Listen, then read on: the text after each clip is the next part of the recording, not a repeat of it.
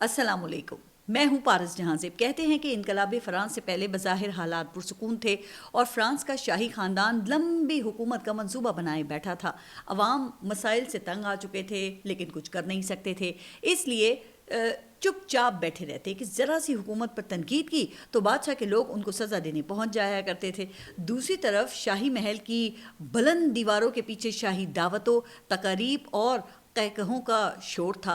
यही तज़ाद आहिस्ता आहिस्ता अवाम के गुस्से में बदल गया। एक दिन अवाम की बड़ी तादाद बादशाह के महल के बाहर जमा हो गई। अच्छा, फ़्रांस की शहज़ादी अपने महल की छत से ये तमाम मनाजिर देख रही थी। वो अवाम का शोर सुनकर पहले तो बहुत हैरान हुई। उसे मालूम नहीं था कि ये हुकूमत के ख़िलाफ़ आखिर नारेबाजी क्यों कर रहे हैं। हमने इनका क्या बिगाड़ा है, हमने इनके कौन से हुकूक छीने हैं। वो परेशान शाही दरबार के वज़ीर आज़म के पास पहुंची और सारा माजरा पूछा।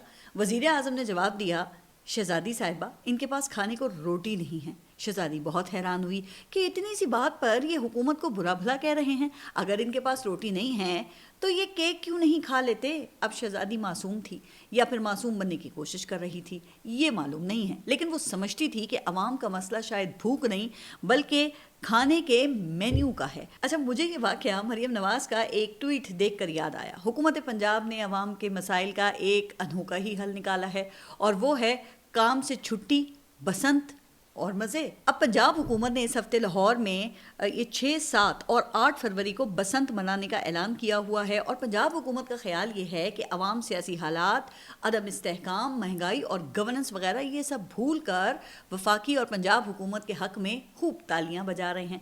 तो वज़ीर आला पंजाब ने अवाम को इंग्लिश में खुशखबरी सुनाई है कि पंजाब में आवाम को आराम करने के लिए लंबा वीकेंड मिल गया है।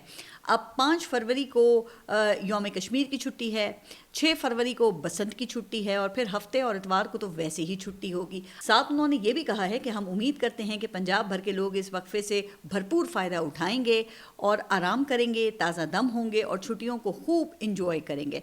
अच्छा, अब मुझे गिला मरियम नवाज़ से भी नहीं है, क्योंकि जब आपके इर्द गिर्द लोग आपको सब अच्छा की रिपोर्ट दे रहे हों और सब कुछ स्टेज करके दिखाया गया हो तो आपको इसी किस्म के ख्याल आएंगे ना। अब यौम कश्मीर जो कभी ये मजलूम कश्मीरियों का दुख शेयर करने के लिए मनाया जाता था, अब वज़ीर आला पंजाब के मुताबिक वो छुट्टी, वो इंजॉय करने का दिन है। अभी 2 दिन पहले हमारे एक सूबे बलूचिस्तान, आपको पता है कि मैदान जंग बना रहा, जहां 17 सिक्योरिटी एहलकारों समेत 31 अफराद शहीद हो गए और 177 दहशतगर्दों को जहन्नुम वासिल किया गया।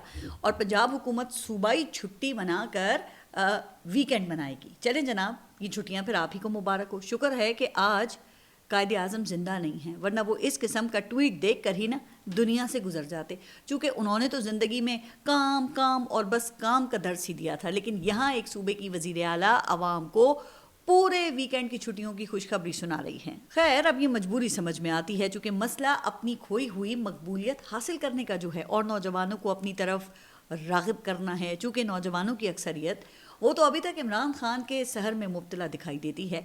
अच्छा, ये हकीकत है कि अभी तक पाकिस्तान तहरीक इंसाफ कोई बड़ी सियासी तहरीक शुरू नहीं कर पाई है, लेकिन ये भी हकीकत है कि इमरान खान अभी तक किसी डील पर राज़ी नहीं हुए हैं। वो अभी तक मैंडेट की वापसी, नए इलेक्शन और मुकदमात की वापसी वगैरह जैसी जो शराइत हैं उन पर कायम हैं। और इस हुकूमत की मकबूलियत का आलम यह है कि ये हुकूमत इस्टेब्लिशमेंट की गारंटी पर कायम है। अच्छा, इस पर मुझे ना एक वाक़या याद आया।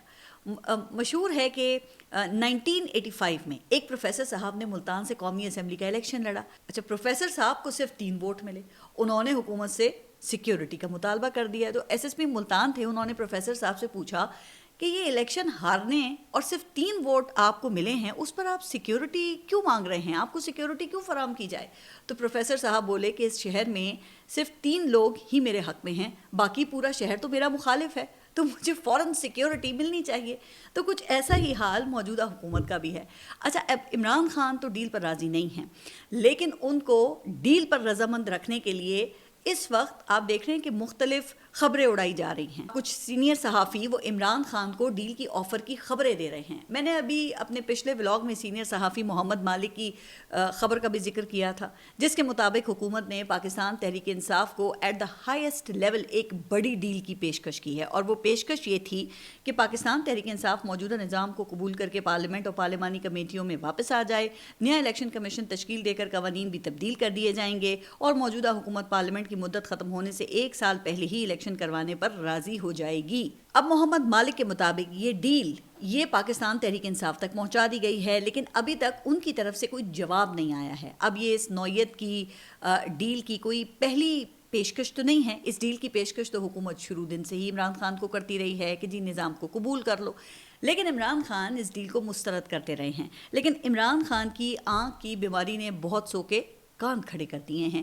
جس طریقے سے عمران خان کو خفیہ طریقے سے رات کے اندھیرے میں پمس علاج کے لیے لے جایا گیا، اور پھر یہ خبر اچانک ہی سب کے سامنے آئی کہ ان کی آنکھ میں CRVO نامی جو انفیکشن ہے اس کا ٹریٹمنٹ جیل میں ممکن نہیں تھا، تو پھر ظاہر ہے کہ اس صورتحال سے بہت سے سوالات نے جنم لیا. تو ڈاکٹر عاصم یوسف کے مطابق عمران خان کی جس آنکھ کی بیماری کا بتایا جا رہا ہے اس کے علاج کے لیے پمس میں ڈاکٹر ہی موجود نہیں ہیں. ڈاکٹر عاصم یوسف یہ کہتے ہیں کہ اس کی وضاحت یا تصدیق نہیں ہو سکی ہے کہ عمران خان کی بیماری کی نوعیت کیا ہے. ہماری تشویش ہے کہ یہ ایک سیریس کنڈیشن ہے اور اس کے لیے ایکسپرٹ میڈیکل کیئر کی ضرورت ہوتی ہے. پھر آنکھ کا ڈاکٹر اس کا علاج نہیں کر سکتا، بلکہ خاص آنکھوں کے ڈاکٹر جنہوں نے اسپیشل ٹریننگ یا جنہیں اس قسم کی بیماری کا تجربہ ہو وہ اس کا علاج کر سکتا ہے.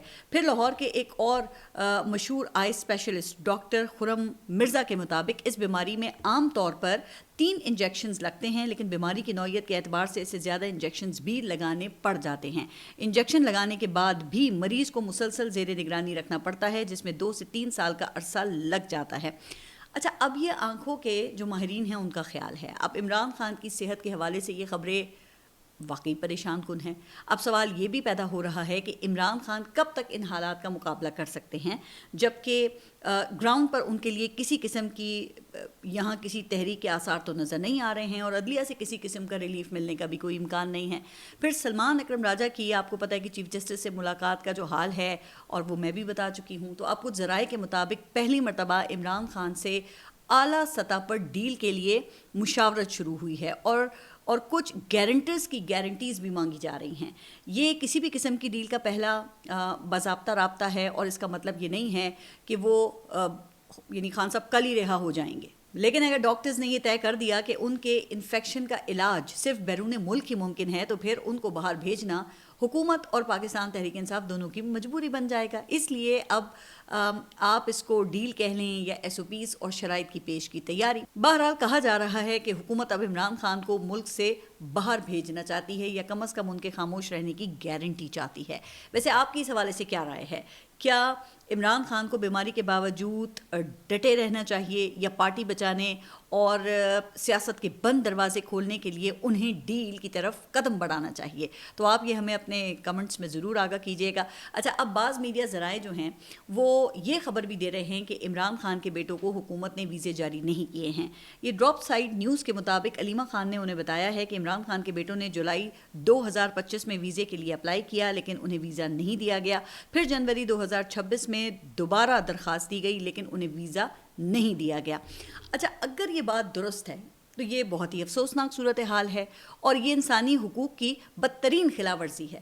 وزیر دفاع خواجہ آصف اور وزیر اعظم کے مشیر مشرف زیدی انٹرنیشنل میڈیا پہ بیٹھ کر آپ دیکھتے ہیں نا کہ کیسی یقین دہانیاں کرا چکے ہیں کہ عمران خان کے بیٹوں کو پاکستان آنے دیا جائے گا. تو دیکھیں نا، اگر یہ خبر غلط ہے تو پھر حکومت کو فوراً اس کی تردید کرنی چاہیے اور اس ویب سائٹ کو سو کر دینا چاہیے، چونکہ یہ معاملہ تو حکومت کا پھر خوف، ان کا ڈر ظاہر کرتا ہے نا. اس لیے حکومت کو فوری وضاحت کرنی چاہیے. لیکن حکومتی ذرائع کا موقف ہے کہ عمران خان کے بیٹوں کے پاس تو پاکستانی شہریت ہے، وہ پاکستانی نائکوب پر آ سکتے ہیں. اچھا، ویسے جہاں تک مجھے یاد ہے تو علیمہ خان یہ کہہ چکی ہیں کہ ان کے نائکوب گم ہو چکے ہیں. اب میرے خیال سے ایک اسٹریٹجی برطانوی پاسپورٹ پر ویزا لے کر آنے کی یہ ہو سکتی ہے تاکہ وہ ممکنہ گرفتاری سے بچا جا سکے نا. چونکہ خبریں تو یہ بھی ہیں کہ ان کو پاکستان میں گرفتار کیا جا سکتا ہے، اور برطانوی پاسپورٹ پر سفر کرنے سے حکومت کے لیے عمران خان کے بیٹوں کو گرفتار کرنا وہ پھر اتنا آسان نہیں ہوگا. اچھا، اب ایک خبر خیبر پختونخوا سے ہے، جہاں وزیر اعلیٰ سہیل آفریدی ضلع خیبر میں جرگے کر رہے ہیں، اور کل انہوں نے جمرود میں بھی جرگہ کیا ہے، جہاں عوام کی بڑی تعداد اس میں شریک ہوئی، اور سہیل آفریدی نے وہاں پہ دھواں دھار خطاب کیا۔ انہوں نے دہشت گردوں کی واپسی کا ملبہ بھی ریاست پر ڈالا۔ انہوں نے کہا کہ ہم ریاست کو بتا رہے تھے کہ دہشت گردوں کو واپس لایا جا رہا ہے، تاہم کسی نے ہماری بات ہی نہیں سنی۔ لیکن اس کے ساتھ ہی سہیل آفریدی نے کل ایک اہم خبر بھی دی تھی۔ انہوں نے یہ بتایا کہ وزیر اعظم شہباز شریف نے انہیں ملاقات کرنے کی دعوت دی ہے، جو کہ سہیل آفریدی نے قبول کر لی ہے، اور آج آپ نے دیکھا کہ وزیر اعظم سے سہیل آفریدی کی ملاقات بھی ہو گئی ہے۔ تو اب یہ ایک مثبت پیش رفت ہے، اور دیکھیں اس سے بھی یہ ظاہر ہوتا ہے کہ صوبے اور بالخصوص وادی تیرا کے حالات وہ واقعی انتہائی خراب ہیں، جنہوں نے وفاق اور صوبے کو ساتھ بیٹھنے پر مجبور کر دیا ہے۔ لیکن جناب اس کے ساتھ ہی خیبر امن جرگے میں اور خیبر پختونخوا حکومت نے وفاق کے سامنے کچھ شرائط بھی رکھی ہیں۔ اب نمبر 1، ہمیں جبری طور پر اپنے گھروں میں بے دخل کیا گیا ہے، لہٰذا وفاقی حکومت اور جس نے ہماری قربانی کو مذاق بنایا ہے وہ معافی مانگ کر اپنے الفاظ واپس لے۔ نمبر 2، بار بار اپنے گھروں سے بے دخلی بند کمروں کے فیصلوں کا نتیجہ ہے، اس دفعہ ہمارا رخ پرامن طور پہ اسلام آباد کی طرف ہوگا، اب ہم ریاست پر قابض لوگوں سے امن سے جینے کا حق مانگیں گے۔ نمبر 3، پورے خیبر پختونخوا کا قومی جرگہ بلایا جائے گا، جس میں آخری فیصلہ ہوگا کہ پختون قوم اب مزید بند کمروں کے فیصلے قبول نہیں کرے گی، اور ریاست پاکستان پر قابض مائنڈ سیٹ کو اس سے آگاہ کرے گی۔ اب میرے خیال سے تو یہ وفاقی حکومت کی ناکامی ہے جو اسٹیبلشمنٹ کے کھاتے میں جا رہی ہے۔ اسٹیبلشمنٹ حکومت سے پاکستان کو آگے کی طرف دھکا لگانے کی امید لگائے بیٹھی ہے، لیکن حکومت دھکا تو لگا رہی ہے، لیکن وہ دھکا پیچھے کی طرف لگ رہا ہے۔ اچھا، وہ مشہور لطیفہ ہے نا کہ ایک بس راستے میں خراب ہو کر رک گئی، تو ڈرائیور نے مسافروں سے کہا کہ بس چلانے کے لیے سب کو نیچے اتر کے بس کو دھکا لگانا ہوگا۔ اب ساری جو سواریاں تھیں وہ نیچے اتر گئی، لیکن بس وہ 1 انچ بھی آگے نہیں بڑھ سکی۔ تو ڈرائیور بہت حیران ہوا کہ دھکا لگانے پہ تو گاڑی آگے کی طرف ہلنی چاہیے نا، تو وہ نیچے اترا۔ اس نے دیکھا کہ آدھے مسافر بس کو پیچھے سے آگے کی طرف دھکا لگا رہے تھے، لیکن وہ اس بات سے بے خبر تھے کہ باقی مسافر معصومیت میں بس کی اگلی سائڈ پر جا کر اسے پیچھے کی طرف دھکا لگا رہے تھے۔ یوں بس ڈرائیور کو بس سٹارٹ کرنے میں کافی مشکل ہو رہی تھی، یا وہ ناکام تھا۔ اچھا، اس وقت پاکستان بھی تو ایک بس کی طرح ہی ہے نا، جسے آدھے لوگ وہ پیچھے سے آگے اور آدھے لوگ آگے کھڑے ہو کر پیچھے کی طرف دھکا لگا رہے ہیں، لیکن وہ بس رکی ہوئی ہے اور آگے بڑھنے کا نام ہی نہیں لے رہی۔ جو ہی کوئی بڑا واقعہ ہوتا ہے تو عوام کو کچھ آپ نے دیکھا کہ لطائف سنا دیے جاتے ہیں۔ اس دوران پاکستان کے سپاہی وہ بہادری سے دشمن کا مقابلہ کرتے ہوئے اپنی جانیں نچھاور کر دیتے ہیں، اور پھر اگلے سانحے کا انتظار کیا جاتا ہے۔ وہ لطائف آپ نے بھی سنے ہوں گے نا، مثلاً وہ مجرموں کا پیچھا کیا جائے گا، آخری دہشت گرد کے خاتمے تک آپریشن جاری رکھا جائے گا، دہشت گردوں کی کمر توڑ دی گئی ہے، واقعے کی تحقیقات شروع کر دی گئی ہے، وہ کمیٹی بنا دی گئی ہے، کسی کو قانون ہاتھ میں لینے کی اجازت نہیں دی جائے گی۔ اور اس دوران وزیر دفاع کے بیانات وہ سونے پہ سہاگا کا کام کرتے ہیں، چونکہ وہ خود ایک لطیفہ ہیں۔ وہ فخر کے ساتھ مخالفین کو سیاسی جگتیں مارتے ہیں، لیکن جب منہ کھولتے ہیں تو اپنے مرشدوں کو مشکل میں ڈال دیتے ہیں۔ یہی مسلم لیگ نون کے رہنما 18ویں ترمیم کے حق میں بڑے زور و شور سے تقریریں کیا کرتے تھے۔ ان کو صوبائی خود مختاری کا غم کھا رہا تھا، یہ جمہوریت کے غم میں دبلے ہو رہے تھے۔ لیکن عمران خان کو یو ٹرن کے تانے دینے والے اب خود بڑے دھڑلے سے you turn per you turn لے رہے ہیں۔ خواجہ آصف تو 18ویں ترمیم کو ڈکوسلا کہہ کر 18ویں ترمیم سے پہلے ہی یو ٹرن لے چکے ہیں نا، لیکن انہوں نے ایک اور یو ٹرن لے کر شاید عمران خان کا ریکارڈ بھی توڑ دیا ہے۔ اگر یو ٹرن کا کوئی ایوارڈ ہوتا نا تو یقیناً خواجہ آصف کے حصے میں چلا جاتا۔ انہوں نے مسنگ پرسنس، یہ لاپتہ افراد کے معاملے کو فراڈ کہہ دیا ہے۔ اب خواجہ آصف یہ فرماتے ہیں کہ مسنگ پرسنس ٹوٹل فراڈ ہے اور پورے ملک سے دہشت گردی کا مکمل خاتمہ کریں گے۔